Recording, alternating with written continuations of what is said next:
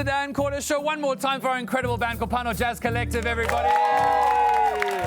Yes, South Africa is a movie. This is the watch party. Still to come, Lucanio Talata speaks on the court case trying to force South Africa's government to investigate apartheid crimes committed by perpetrators who did not get amnesty from the Truth and Reconciliation Commission. But right now, we are getting into the newly signed Land Expropriation Act. Let's get into it. Now, over the weekend, you would have seen political parties twirling for attention, fighting in the media, criticizing each other, threatening the government of national unity. You would have been hit by a deluge, an absolute tsunami wave of misunderstanding and misinformation about the newly signed Land Expropriation Act that President Ramaphosa signed into law late last week. And so I'm absolutely thrilled to have just one of the best people to speak to right now about what the act actually is not, and what is likely to happen next. She is an award-winning author for her book, My Land Obsession, a memoir. She works in land reform, restitution, and tenure. Please make some noise for the phenomenal Bulelwa Mabasa is here.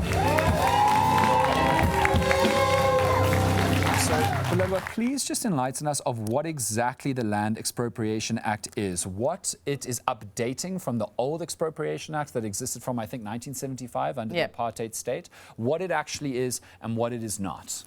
I think the first place to start, Dan, is what is an expropriation? Because I think that word is actually a legal term.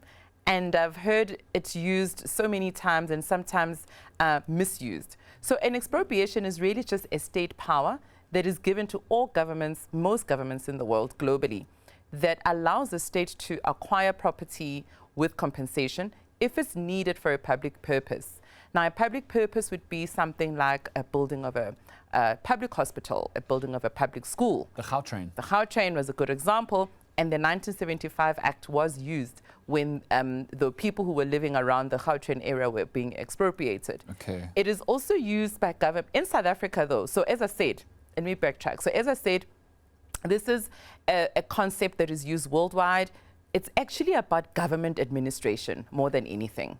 However, because in South Africa we have the unique land reform challenges that we have, we've added something new to the legislation, which is in the public interest. So the public purpose and the public interest aren't necessarily the same thing.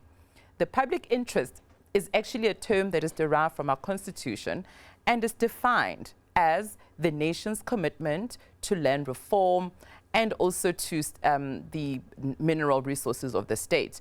So there is a huge distinction between expropriation as a concept that just allows government to get land when they need to develop the state, and land reform on the other hand. Land reform is a whole other concept altogether. I see. But what this act tries to do is to also provide for the ability of the state to acquire the land, also to make land accessible to those that don't have access to land.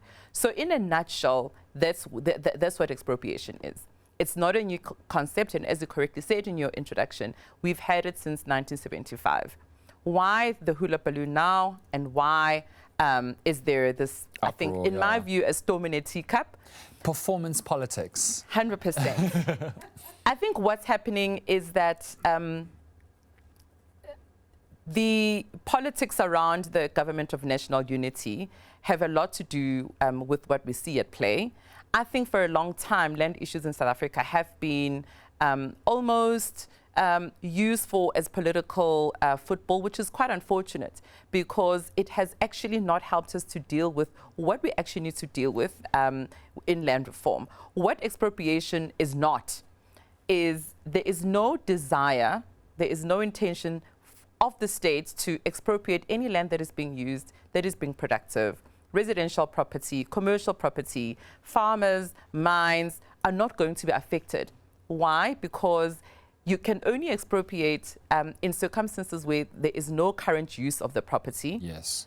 Where the market value of the property is so low that there's more, I would say, liabilities over value over that land. And so forth. I think a lot of the hoopla has come in expropriation without compensation, what is described as nil compensation. Yeah. So can you unpack that for us? Yeah. What had happened when the democratic government took over, they purchased land, but they used it on a basis of a willing buyer, willing seller. Correct. And that was not what the Constitution said. The Constitution made provision for just and equitable compensation. So as you can imagine, the willing buyer, willing seller methodology then led to a lot of land and property being quite expensive, and the state simply not being able to afford the willing buyer. Right? Yes. There are arguments that say that was pressure that was coming in from the Bretton Woods institutions, the World Bank and so forth, to force the ANC government to adopt this willing buyer, willing seller. It was fear around what investor confidence would be and what the investors wanted at the time. However, when the 1996 Constitution was then promulgated, it made provision for just and equitable compensation, and I'll explain it in a bit. But just and equitable compensation just doesn't take what the valuer says the land is worth. Correct. It doesn't take into account just market value. So what it does is it looks at the current use of the property. It looks at whether that property or land was actually purchased for gain. Was it donated? Was it acquired without, was it a donation and so forth? It looks at whether or not there were improvements that were made on the land, whether there was state investment into the land. So it's kind of this methodology. It's quite complex to implement because we've seen, for example, in the land court, judgments that say it's easier to kind of follow market value because it's very difficult then to go into the archives to try and check how the property was initially purchased and so forth. But the bottom line is that just an equitable compensation is also not a scary concept. It just means that when you look at each case based on its own merits, there are instances where the compensation could be less than market value. But what this act does, which is what's going to be interesting because the jury's out on whether or not that would pass constitutional muster. As I said, our constitution is compensation based by nature, by its very nature.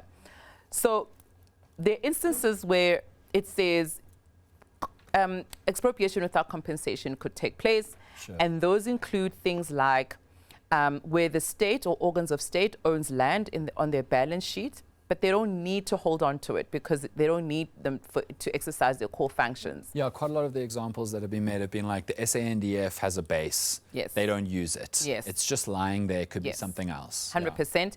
Some of the land that is also earmarked for expropriation without compensation are, for example, a lot of these inner city buildings where the landowners have abandoned the buildings. They're not traceable. They're not maintaining the buildings. They've become a health hazard. People have, burned down in flames because there's no legal obligation that they're exercising over those kind of properties. We're in this really interesting situation where the EFF says it doesn't go far enough. The DA says that it is unconstitutional.